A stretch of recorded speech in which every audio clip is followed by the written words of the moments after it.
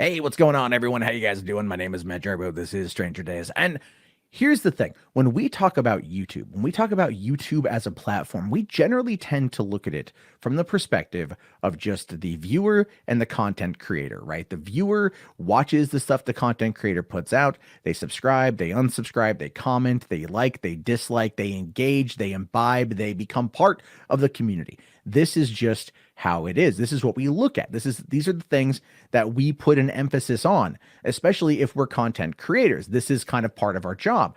One of the things we don't really ever do is start to think about it from a system-based perspective, or the human cost that goes into not only managing but maintaining this massive platform where literally 500 hours of content are uploaded every single minute. And the 10,000 moderators that YouTube hired in the past couple years in order to make sure that these things are being properly managed, well, apparently, YouTube is aware of what could happen, and they are taking measures to protect themselves in case these people get post-traumatic stress disorder. Because according to a new report, YouTube moderators must sign contract acknowledging that the job could in fact cause PTSD. And this is not unsurprising to me, if I'm being honest with you. If I'm being perfectly honest with you, nothing about this is surprising to me.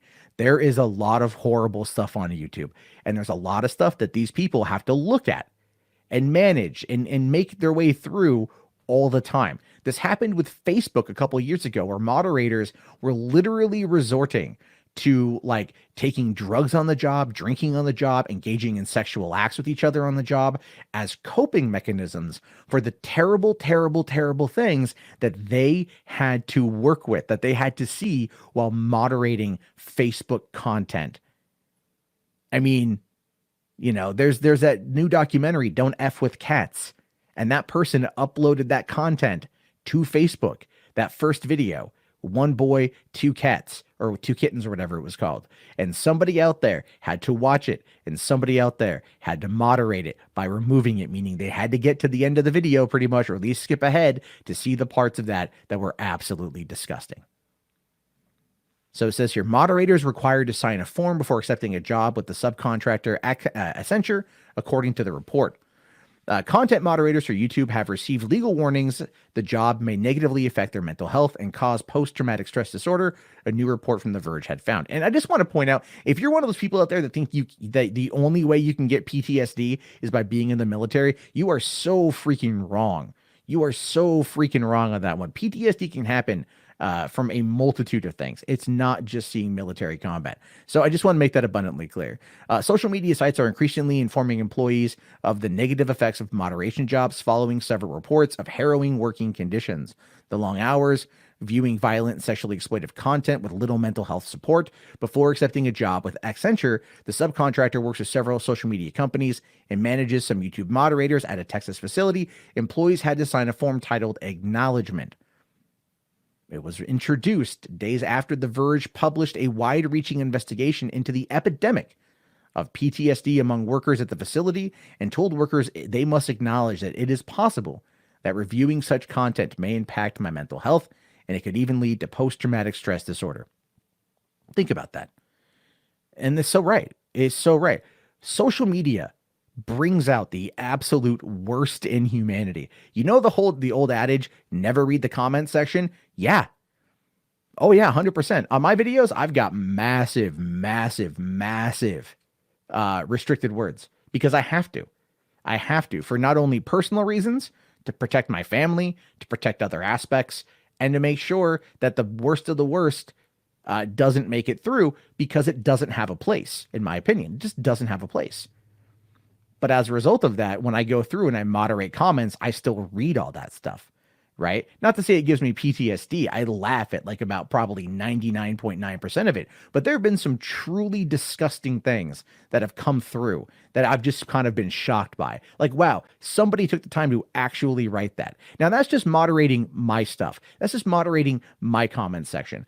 Think about if you had to moderate a ton of stuff, a ton of things that get reported or flagged or whatever. Imagine that After a while, that stuff could start to really eat at you. South Park made a great joke about that when Cartman was claiming that he was having problems because of social media. And so he hired Butters to filter out all the negative comments in order to make sure that Cartman only saw the good of the good.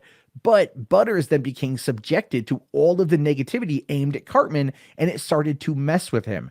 People made fun of that, but it was legitimately true. It's a legitimately true scenario. Now, it says here, spokesperson told The Guardian that it has long required new employees to sign these kind of documents. The latest contract was given to new employees and reissued to existing employees, but a spokesperson out there says there are no consequences for not signing the reissued document. Yeah, okay, whatever. I don't think that's true. I think if you don't sign it, they want to legally protect themselves. They want to make sure that they are legally protected from having to even take responsibility for that. And I get that from a business perspective. But I think from a human level, I'm just like, nah, F that, man. F that. Just do it. The well-being of our people is a top priority. The spokesperson said, we regularly update the information to give our people, to ensure that they have a clear understanding of the work that they do. But having an understanding of the well-being or of the work that they do is not necessarily going to have an impact on the well-being. So, for example, coal miners, right? Yeah, you can sit there and do all the safety things you want to put inside of a coal mine in order to make it as safe as humanly possible, but there are still going to be impacts from being down in a mine shaft and around all of that dust and debris that might lead to coal lung. There are problems that happen, right? There are problems that can occur. So unless you're taking steps to actively make sure that the health and well-being of the employee is something that gets looked at least every so often, then I find that to be just kind of a very dry and baseless statement. Now, the contract was not sent directly to YouTube's parent company. A spokesperson from Google says it was just the third-party employment document saying moderators do vital and necessary work to keep digital platforms safer for everyone. We choose the companies we partner with carefully and require them to provide comprehensive resources to support moderators' well-being and mental health. Well, we can only hope, but I mean, I'm not seeing anything here about taking care of mental health. YouTube is not the only one facing these kind of workplace hazards. Many of the thousands of contract workers who moderate content for Facebook have reported harmful psychological effects from viewing graphic content on a daily basis. A September 2019 report found from The Guardian. And that's true. That's true. Twitter, Facebook, YouTube, all of these things end up causing those problems. They end up having that impact on people. And if you are listening to this and you don't believe me, I cannot tell you how wrong you are to have that mindset. What we experience, what we encounter on a day-to-day basis impacts us in a multitude of ways. So I'll tell you guys a quick story.